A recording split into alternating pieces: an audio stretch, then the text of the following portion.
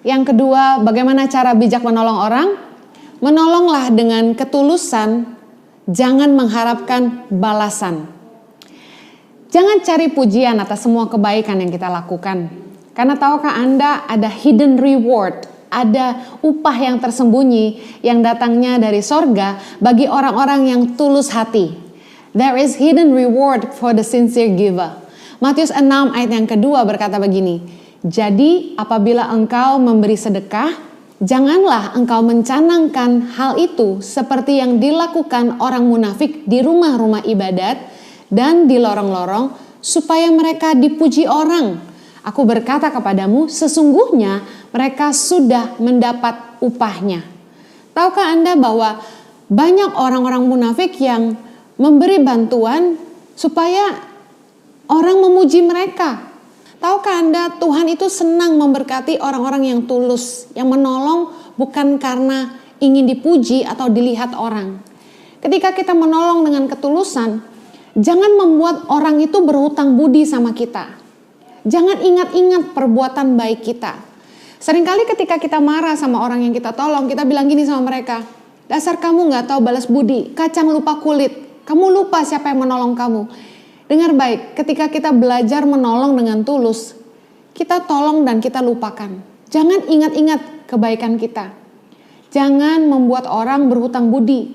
Orang yang bijak ketika menolong orang lain itu, mereka tahu bahwa Tuhan memakai mereka menjadi saluran berkat buat hidup orang lain. Oleh karena itu kita tidak perlu memperlakukan orang seolah-olah orang berhutang budi sama kita.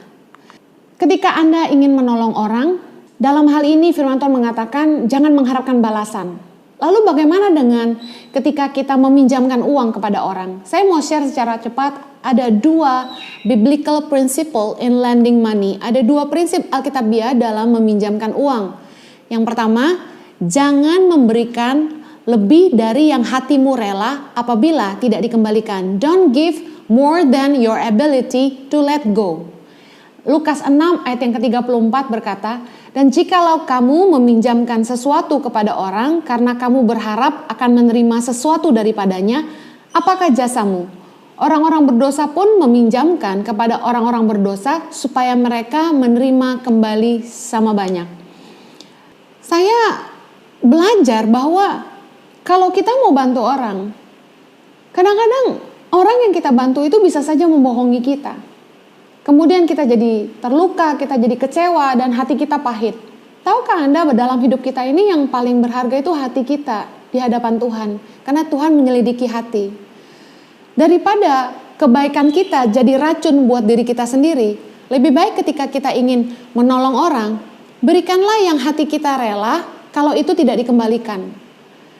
Kalau Anda meminjamkan uang, jangan bilang begini, ini 1 juta, saya cuma bisa bantu kamu 1 juta. Nggak usah kembaliin, saya bantu kamu aja. Saya kasih tahu dengan perkataan seperti itu, orang akan balik lagi dan pinjam lagi. Tapi sampaikan seperti ini, maaf saya tidak bisa bantu kamu dengan jumlah yang kamu minta, tapi saya cuma bisa pinjamkan kamu sekian, kembalikan kalau kamu sudah bisa. Tidak ada tekanan kapan dia harus kembalikan. Jelas di situ kita bilang dia kembalikan kalau sudah bisa. Yang berikutnya, biblical principle in lending money adalah kita nggak boleh makan bunga. Keluaran 22 ayat 25 berkata gini, jika engkau meminjamkan uang kepada salah seorang dari umatku, orang yang miskin di antaramu, maka janganlah engkau berlaku sebagai seorang penagih hutang terhadap dia, janganlah kamu bebankan bunga uang kepadanya. Kalau kita mau nolong orang, jangan bebankan bunga, itu dosa kata firman Tuhan.